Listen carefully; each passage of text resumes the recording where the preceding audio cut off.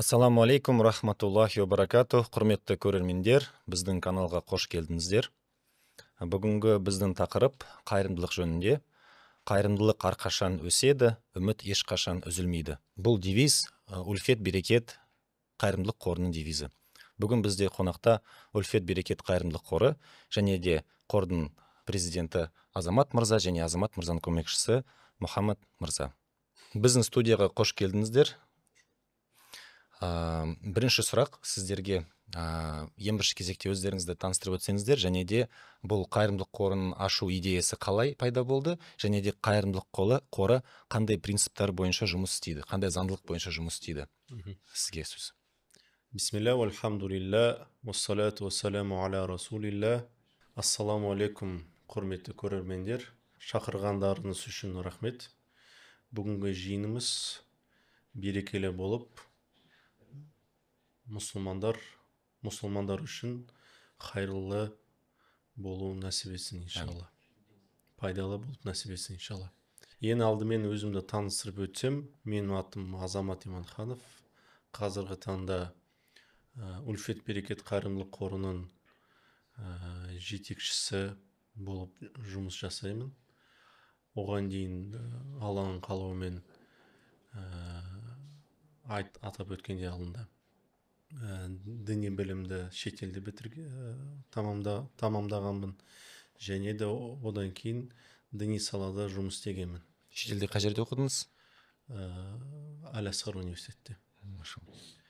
Енді өзіміздің ашылған фонд туралы негізі сен қазір Мұхаммад өзіңді таныстырып өтсе, сосын жұмыс туралы айтып өттік. Альхамдулиллахи раббил аламин ва бихи настаин. Ассаламу алейкум ва рахматуллахи ва баракатух. Тағы да енді өзімді таныстырып өтсем, есімім Мұхаммад Захир Мирзаев. Жалпы өзіңіз айтпақшы діни білімді алғанбыз. Басында өзіміздің еліміздегі жалғыз дара діни университет, Нұр-Марак университетті тамамдадық. Одан кейін имам болып діни қызметте де болдық. Артынан діни білімді толықтыру үшін шетелге шығып, ілімнің қыбласы болған Аль-Азхар университетіне түстік. Биыл альхамдулилля тамамдап, енді мынау Азамат мырзаның шақыруыменен елге, халыққа, дінге қызмет етіп, мынау мұқтаждарға көмек жету үшін осы екі ортада бір себепші болуға келіп отырмыз иншалла. Алла ниет дұғаларымызды, осы мақсаттарымызды қабыл етсін иншалла. Сұрақ былай, көп адамдар сұраған кезде көбінара қызықты қайырымдылық қорының жұмыс істеу принциптері қандай сатылардан тұрады.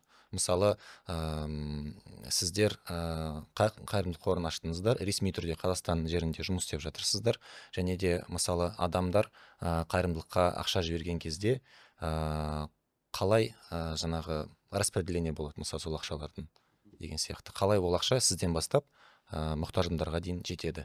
Ең алдымен жалпы біздің қорымыз 2024 жылдың соңында ресми тіркеуден өткен юстиция департаментінде.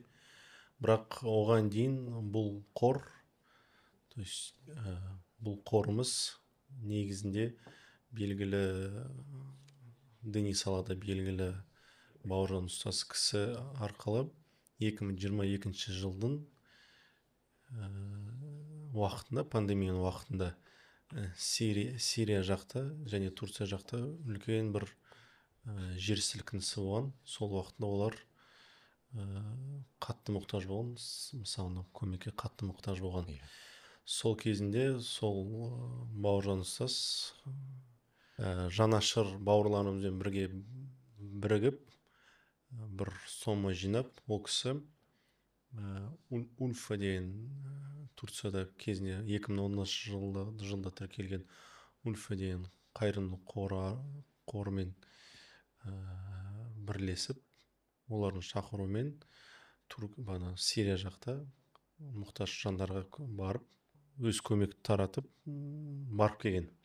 Енді одан кейін мысалы Ауғанстан елінде су тасқыны болған кезінде ол кісі де сол жанашыр бауырларымызбен бірге сома жинап, өзі барып тағы да көмек көрсетіп келген Бауыржан ұстазымыз, Бауыржан ұстаз. Одан кейін енді қазіргі таңда бәріміз білгендей, жеке тұлғаның счетына егер бір сомалар жиналса, ол уже тексерістен өтіп, неше түрлі сұрақтар пайда болуы мүмкін. Ал егер мысалы ресми ашылған қайырымдылық қорына егер көмек жиналатын болса, ол арқылы көмекті жіберіп, жұмысты жалғастыру дұрысырақ. Енді сол үшін сол 2024 жылы бірнеше ағаларымыз бар, көмек көрсететін және адамдар жиналып, осындай бір неге қайырымдылық қоры ашпасқа деген сұрақ пайда болған. Сол кезінде сол сұрақты зерттеп, бір 2-3 ай кеткен болатын бізде. Бүкіл тіркеуден өтіп, айтқандай юстиция департаментінде, одан кейін 2024 жылдың қазан айында соңында ашқан болатын, ресми тіркеуден өткенбіз. Одан кейін бізде, айтқанда 2-3 ай бізде тіркеуге өтті уақытымыз. Ұзақ процедура негізі, өте ұзақ процедура, то есть былай ашық салмайсың оны. Қанша нелерден өттік. Одан кейін Каспий банкта мысалы бізде қазір ресми счетымыз бар. Оны ашу да бізде қазан айынан бастап құжатты алдық. Бар Каспий банкке басақ, оның өзі бір процедурасы бар екен.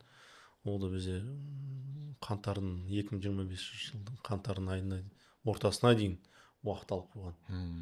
Соны ашқаннан кейін ресми біз уже жарияладық. Өзіміз Инстаграм парақшамызда. Неге біз оған дейін жарияламыз? Егер біз менің счетыма немесе жазып қойып, немесе кез келген бізде қордың мүшесінің қорына жинасақ, ол уже күдік пайда болушы еді. Қазіргі таңда да біз кім хабарласа айтамыз, біз өзіміздің жеке счетымызды ешкімге бермейміз, қажет емес. Бәрін тек ресми счетымыз бар. Каспий QR арқылы, немесе ссылка арқылы, немесе реквизит арқылы жіберсеңіз, әрқашан мысалы өз счетына түсіп, ертең бір жерге кет қалмайтындай, бір жерге жиналады.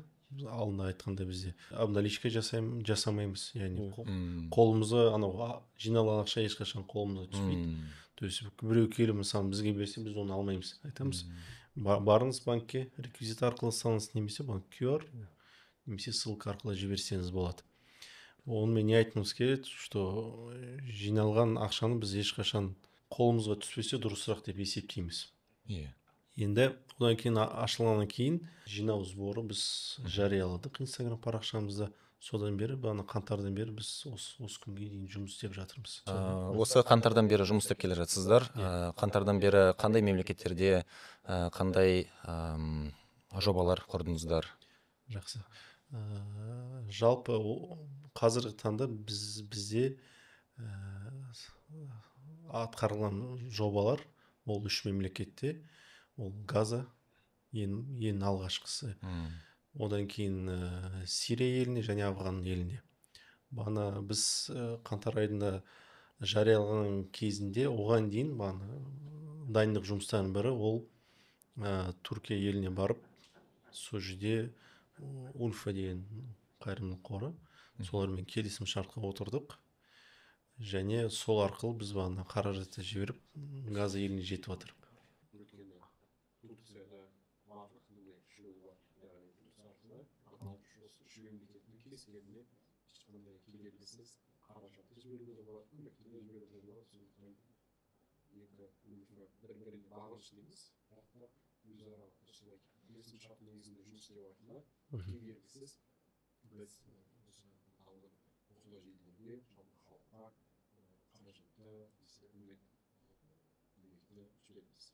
Иншалла, қабыл болсын.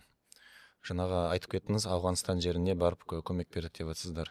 Енді қазіргі таңда көп адамға Ауғанстанға көмек жіберу, Ауғанстанға барудың өзі бір қиын сапар сияқты болып елестейді көп адамдарға. Сіздер қандай қиындықпен кездестіңіздер сол сапарда? Қандай қызық нәрсе болды, соны айтып жүрсеңіздер? Жақсы. Жалпы сапар бойынша ең алдымен бұл қалай дайындық болған деп атап өтсем. Бағана айтқанымдай, дайындық жұмыстарының кезінде біз оған дейін Ауғанстанға барып келдік. Ауғанстанның астанасы Кабул қаласына. Ол жерде Ульф Афганистан қоры бар. Солармен келісім шартқа отырып, болашақта кез келген қайырымдылық жобалар арқылы, егер біз қаражатты жіберетін болсақ, олар бізге ұйымдастырып береді. Рамазан кезінде ифтар ұйымдастырдық. Ауғанда қазақ халқының атынан және жеке дара тұлғалардың атынан.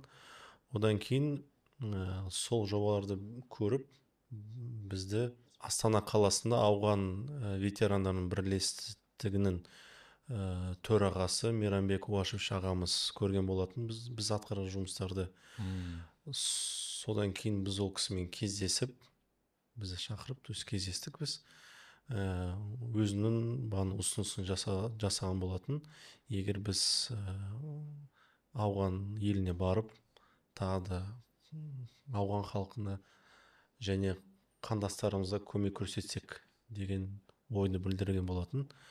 Сол арасында біз сол бірлестігімен меморандумға қол қойдық және осы бағытта жұмыс жасасақ деген ниет білдірген болатынбыз. Бұл Ауғанстан елінің көмек көрсету бойынша жобаны атқару үшін бізде бір 2-3 ай дайындық жұмыстары жүргізілген болатын. Оның аясында біз осы Қазақстандағы ауған елінің елшісімен Мұхаммад Рахмани мырзамен кездескен болатынбыз. Одан кейін Ульф Афганистан жағынан да бүкіл рұқсат қағаздарын олар экономика министерстводан және мәдени министерстводан бүкіл рұқсат құжаттарын дайындап бізді күткен болатын. Соның аясында біз жіберілген көмек, мысалы жиналған көмек таратылған ғой. Онда біз тоже Қазақстаннан жіберіп, аман-есен Мазар-и Шарифке жетіп, сол онда таратқанбыз. Жалпы айта кету керек, шараны барып қайырымдылықты тарату үшін бір апта қалған кезінде сапарға шығуға Ауғанстанға кенеттен Мейрамбек ағамыз қайтыс болған. Иманды болсын. Оған дейін қанша рет, сол соңғы аптасында қанша рет азамат бұл шараны тезірек ұйымдастырайық. Машалла. Аз уақыт қалды. Былай айтқандай сезгендей болған ба адам, енді біз білмейміз ғой. Бірақ қатты асықтырған негізінде. Бітіру керек. Бұл өте маңызды шара деп. Сол қайтыс болған кейін біз біраз енді уақыт алып қойды. Бірақ аман-есен бұл шараны бітірдік. Яғни біздің тараптан, Ульфет Берекет тарапынан мүшелері барып, және ауған соғысының ардагерлері тарапынан мүшелері барып, бұл шара біз аман-есен 4 қалада ұйымдастырдық. Яғни атап өтсек, Мазар-и Шариф қаласында, Кабул, Лағман және Күндіз қалаларында көмек көрсеткен болған. Жалпы сол жақта қандастарымыз, білмеймін енді, оған дейін енді көмек көрсетілсе, бірақ былай келіп, елін аманатты жеткізіп, өте риза болған негізінде. Олардың да тарапынан үлкен алғыс білдіріп жатыр. Біз ұмытқан жоқсыздар. Біз бармыз, дұғадамыз деп. Сол жақтағы қазақ бауырларымыз, Қазақ бауырларымыз, қандас отбасылар. Саны өте көп негізінде. Жақсы, машалла, керемет. Қоса кетейін, жалпы азамат бауырымыз айтқандай, Мейрамбек ағамыз осы істің бастамашы ретінде басында ниет білдірді, және де орындау барысында көп мәселелерді өзінің қолына алған болатын. Бірақ та Алланың қалауы енді осы сапарға бір апта қалғанда дүниеден өтсе де, Аллаға шүкір, ол кісінің орынбасарлары, жаңағы бірге қызмет еткен бауырлары қосылып, Ульфет Берекетпен бірге іс-шараны толықтай ойдағыдай деп ойлаймын атқарып шықты. Азамат мырза айтқандай 4 қалада 1000-ға жуық бауырларымызға, мұқтаждарға, оның көбісі қазақтар, қандас бауырларымыз және де жалпы ауған халқы осы істің, осындай қайырымдылықтың басты себепші болған ағамызға ниеті үшін сауап жазылады деген үміттеміз, сенімдеміз. Өйткені дінімізде баршамыз білеміз, егер де бір адам бір жақсылыққа ниет етсе, соны орындаймын десе, алайда өзіне байланысты емес бір басқа сырттан келген себептерменен ол істі орындай алмай қалса, оған соны орындады деген сауап жазылады иншалла. Сондықтан да алла ағамыздың бұл жалғанда біліп білместеген күнәларын осы үлкен іс-шара себепті, жақсылық себепті кешіруін нәсіп етсін иншалла. Амин. Амин. Біздерде елде кейде адамдар сұрақ қояды. Неге біз Ауғанстанға, Сирияға, Палестинаға көмектесуіміз керек? Неге біз Африка елдеріне көмектесуіміз керек? Өзімізде де мұқтаж адамдар көп қой дейді. Соған байланысты үш шарт айтып жібересіздер ме? Сіздердің ойыңызша неге тек қана Қазақстан ішінде шектеліп қалмай, сырт елдегі жаңағы мұсылман, қандас бауырларымызға да көмектесуіміз қажет? Не үшін? Енді жақсы сұрақ. Жалпы әрине дініміз бойынша да мұсылман адам жақсылықты әуелі өзінен бастау керек.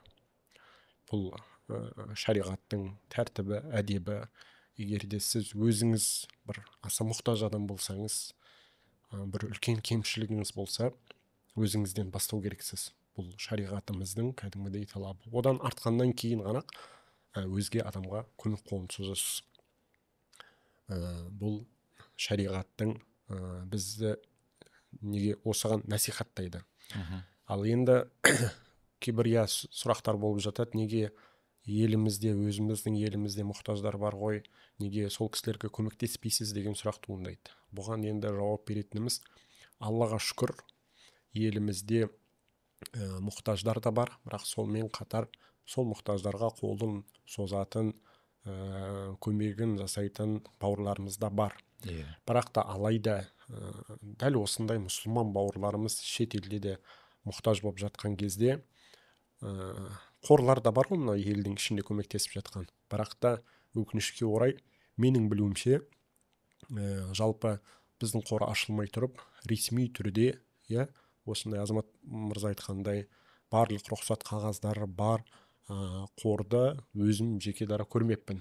Яғни шетелге көмекті берген кезде, өзге елдегі мұсылман бауырларымызға көмекті жіберген кезде, осы нақты жетеді-ау деген қорды көрмедім. Сондықтан да ел ішіндегі қорларға, ресми қорларға біз сеніммен қараймыз. Сондықтан да шетелге де осындай бір сенімді, ешқандай күмән туғызбайтын қор болса екен деген ниетпенен халықтың көмегі, біз жеке өзіміздің қолымыздан еш нәрсе келмейді. Біз әрқашанда айтамыз, жалпы көмектесіп жатқан ол үлфет берекет емес, ол біздің қызметкерлер емес, ол халық. Ал халықтың көмегі тура барып жетсін, мұқтаждың қолына жетсін деген қызмет қанақ бізде. Арасындағы біз бір жақсылыққа жай ғана себепші, үйлестіруші адам болу ғана мақсатымыз. Сондықтан да елдің ішінде қайырымдылық қорлар жоқ емес, бар. Мынау Қазақстан мұсылмандар діни басқармасына қарасты қайырымдылық қор бар, үлкен зекет қоры деген сынды. Ал біз халықтың, қазақ халқы енді жомарт жан ғой, бірақ өкінішке орай барлығы бұл жомарттықты бір таза ниетпенен, пәк ниетпенен қолданбайды.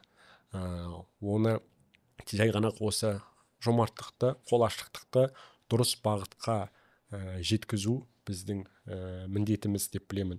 Қарапайым қазақ халқы өзінің садақасын берер кезде қарапайым адамға садақа беруден қандай пайда бар? Және де ол садақасын берер кезде таңдайды ғой, мынаған берейін ба, сол таңдаған кезде қандай шарттармен таңдау керек? Соған бір адамдарға айтсаңыздар, біздің көрермендерге.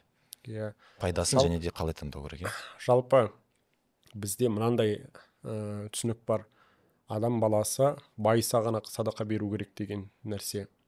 Әрине, иә, мұқтаж, егер сіз қатты мұқтаж болсаңыз, оны бермейсіз. Бірақ та байымай тұрып көмектеспеген адам байыған кезде көмектеспейді. Байымай тұрып көмектеспеген адам байыса да көмектеспейді деген мәселе бар. Және де пайғамбарымыз саллаллаху алейхи уассаламның хадисі бар. Садақа, ас-садақату tudfi'ul зунуба камал мау tudfi'un нар дейді. Қалайша су отты өшірсе, садақа дәл солай күнәні өшіреді дейді. Ал енді күнә ол тек қана бай адамда емес қой. Күнә сонымен қатар кедей адамда да, қатты бай емес ортаңғы адамда да. Сондықтан да әрбір адам ниетіне байланысты қолына келетін көмекті берсе, сол жеткілікті. Ең бастысы әрине ниет қой. Жақсы, садақа берер кезде, мысалы, қайырымдылық қорлар болады әртүрлі. Енді садақа берем деген адамға негізі қай жаққа беруге біраз мүмкіндіктер бар ғой. Таңдау өте көп. Сол қалай таңдаған дұрыс? Кімге мен садақаны берем, мысалы? Әрине, кімге бергенде ең бірінші аса бір мұқтаждарға берген дұрыс. Бірақ та сол аса бір мұқтаждарға қалай жетеді деп, сол жеткізетін жолдарды, жаңағы қайырымдылық қорларды оған жібермей тұрып, оны тексергенде жөн. Өйткені адамның адал еңбегімен, маңдай терісімен табылған қаражатты, ол ақылы, ол оның құқығы, жаңағы кім арқылы жіберу, оны толыққанды тексеру. Сондықтан да айтатынымыз ең әуелі аса мұқтаж адамдарға берген жөн. Ал кім арқылы десеңіз, ол толыққанды ешқандай жасырын нелері жоқ, қорлар арқылы берген дұрыс. Қазақстан халқын мұқтаж адамдарға, кедей адамдарға көмектесуге ынталандыру үшін не айтар едіңіздер? Жалпы ынталандыру үшін қазір енді көп назар Палестина халқында ғой. Басында біз халықты Палестинаға көмек қолын созу үшін, бұл қор ашылмай тұрып та жалпы, Инстаграм желісінде болсын, басқа болсын, аят айтатынбыз, хадис айтатынбыз, уағыз насихат айтатынбыз. Неге? Өйткені мынау енді Палестина халқының мұқтаждығы пайда болған кезде, оған ең көп назар аударатын адамдар мұсылман болған. Өйткені біз мұсылман бауырларымыз мұқтаждықта, қиындықта деген адамдар, назар аударған адамдар басым көпшілігі мұсылман болғандықтан, біз оларға аят айтып, насихат айтып, садақа жөнінде, қайырымдылық жөнінде ынталандыратынбыз, көмек қолын созуға. Алайда қазіргі таңда бәріміз куә болып отырмыз, жалпы Газа халқына тек қана мұсылмандар емес, мынау мұсылман емес та, діннен алыс та адамдардың бәрі мынау дінге сүйеніп емес, жалпы адамгершілікке сүйеніп көмек қолын жеткізіп жатыр. Былайша айтқанда, біз қазір бір халықты ынталандыруға да аса мұқтаж емеспіз. Өйткені кез келген адам көріп тұр, қандай қиыншылық уақытта екен. Аллаға шүкір, біздің еліміз бейбіт, аман, ешқандай бізде соғыс жоқ, басқа жоқ. Бірақ та бауырларымызды көрген адам меніңше ешқандай насихатқа да мұқтаж емес. Егер ол мұсылман болса, ол пайғамбарымыз саллаллаху алейхи уассалам өзінің хадисінде айтқандай, мұсылман үмметі, бүкіл үммет, жалпы мұсылмандар бүтін бір адамның денесі сияқты, ағзасы сияқты. Егер де оның бір ағзасы, бір мүшесі ауырса, екіншісі де сол себепті қиналады. Мәселен, сіз бір жарақат алсаңыз, сол жарақат себепті түні бойы ұйықтамайсыз, немесе қиналасыз. Түні бойы ұйықтамасаңыз көзіңіз ауырады. Ол яғни басқа дене мүшелеріңізге де, басқа ағзаңызға да ол әсер етеді. Дәл сол сияқты, егер де біз ол қай жерде болмасын мұсылман бауырларымыздың қиыншылығын көрсек, бізде оған бейғам қарамауымыз керек. Егер де біз оған бейғам қарасақ, ол біздің иманымыздың, бір Аллаға деген сеніміміздің бір берік еместігінің белгісі. Сондықтан да тағы да айтамын, ол бұрын сондай болатын, жаңағы мұсылмандар ғана бауырларымыз ғой деп жаны ашитын. Ал қазіргі таңда жай ғана көрсетсеңіз олардың хал жағдайын, олардың жаңағы бір қап ұнға таласып жатқандарын, олардың топырақ араласқан бидайды теріп жатқандарын көрген адам, меніңше ешқандай насихатсыз ақ, ешқандай жаңағы шақыртусыз ақ өзі көмек қолын созады. Бірақ та ең бастысы сол көмек қолын, сол қаражат болсын, сол заттай көмек болсын, оны дұрыс бағытқа толыққанды жеткізуге үлес қосу. Сол осындай заманда, осындай қиыншылықта теріс пайдалануға, дұрыс емес жолға пайдалануға, өзінің мақсатына пайдалануға жол бермеу. Осы біздің мақсатымыз. Ал елдің ішінде, альхамдулилля, біреуге көмектессе, оны толыққанды жетті ма деп сөз өзіңізді көз жеткізе аласыз. Мәселен, бір қайырымдылық қоры арқылы сіз жетімдер үйіне немесе басқа да ауруханаға сіз көмектестіңіз. Сіз барып өз көзіңізбен көре аласыз. Шынымен сіздің көмегіңіз жетті ме, жетпеді ме? Ал енді сіз шетелде отырсыз. Шетелде отырған мұқтажға көмектестіңіз. Сіз өзіңіз елде отырсыз. Сіз осыған толыққанда көз жеткізуге, қанағат етуге біз барынша қызмет атқарып жатырмыз, жұмыс жасап жатырмыз. Жақсы, рахмет, Алла разы болсын. Жаңағы сіз айтып кеткендей, шетелдегі қатты мұқтаж бауырларымызға көмектесудің ең бір себебі, жаңағы сіз өздеріңіздің көзіңізбен көрдіңіздер ғой, адамдардың жағдайын, қалай өмір сүретінін, үйлерін мысалы, енді біздің жақпен салыстырғанда, енді ол жақтың жағдайы әлдеқайда ауыр, әлдеқайда қиын, сондықтан ең бірінші кезекте баршамызға өзіміздің өміріміз үшін шүкір ету керек. Себебі бізде, Аллаға шүкір, жұмыс істеймін деген адамға жұмыс бар, аш ешкім қалмайды. Өткенде су тасқыны болған кезде халық бір жұдырықта жұмылып, баршасы көмек беріп, көтеріп жіберді. Енді сондай жағдай, қиын жағдай болған кезде, соған Аллаға шүкір дейміз. Үлкен рахмет біздің студияға келіп, өздеріңізбен таныстырып, қайырымдылық жайында бізге айтып, және де ең соңғы сұрақ, қазіргі таңда сіздерде қандай жобалар болайын деп жатыр, сол туралы айтып кетсеңіз. Рахмет. Қазіргі таңда біріншіден атап өтсем, осы жылдың қаңтар айынан бастап осы күнге дейін бізде 15 жоба, қайырымдылық жоба Палестина елінде атқарылған болатын. Ол жобада біз шамамен 5000 адамдай қамтыған. Және де Сирия елінде 8 жоба атқарылған болатын. Ол шамамен 2000-дай адам қамтыған. Және де Ауған елінде 8 шара ұйымдастырып бітірдік. Және ол да шамамен сол 1500 адамдай қамтыған. Енді қазіргі таңда біздің парақшамызға кіретін болсаңыз, тағы да біз қосымша Ауған еліндегі медреселерде Құран мұсхафтарын тарату мақсатында сборды жариялаған болатынбыз. Құдай қаласа ол шараны өткізсек деп ниеттеніп жатырмыз. Қосымша келесі айда Ауғанға барғанда Сирия елге баруға ниеттеніп жатырмыз. Оған біз қазір дайындық жұмыстарды жүргізіп жатырмыз. Және де қосымша сборды жариялаған болатынбыз. Сол жиналған соманы аман-есен жеткізіп, Ауған еліндегі секілді видео, фото отчетты Instagram парақшамызда, unfet.kz Instagram парақшамызда көрсеңіздер болады. Ал егер енді Палестина еліне оралатын болсақ, қаңтарда біз қалай сборды ашқанбыз, ол елге қажетті мысалы жібере алатындай сума жиналған кезінде біз ол суманы аударып жатырмыз. Яғни осы күнге дейін ол бізде сбор тоқталмады. Жиналса міндетті түрде жеткізіп, одан кейін фото, видео отчеттарды біздің парақшамызда жариялап жүрміз.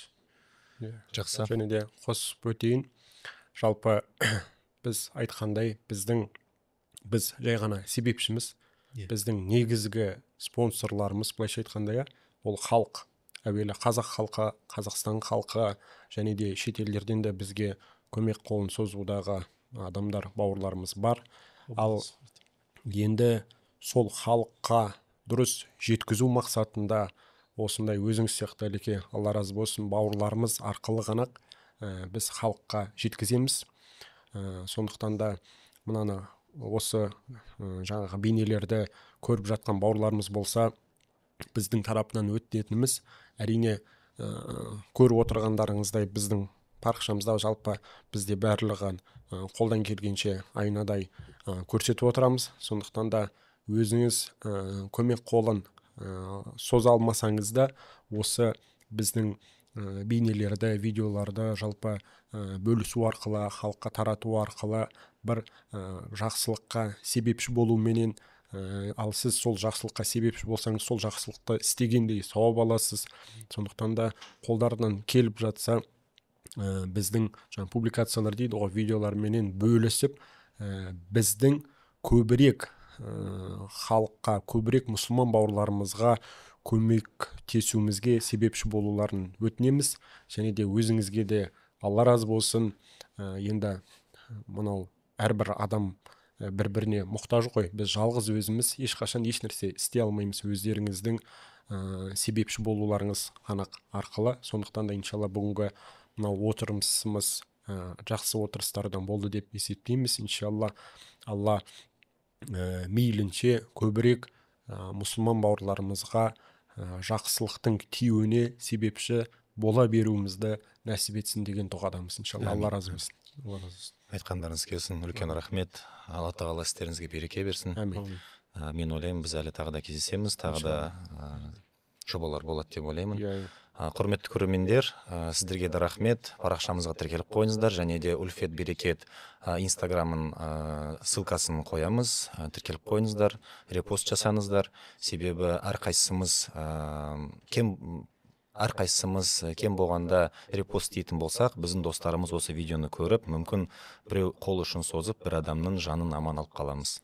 Ол үлкен сауап болады деп сенеміз. Ассаламу алейкум ва рахматуллахи ва баракатуху. Ва алейкум ассалам ва рахматуллах.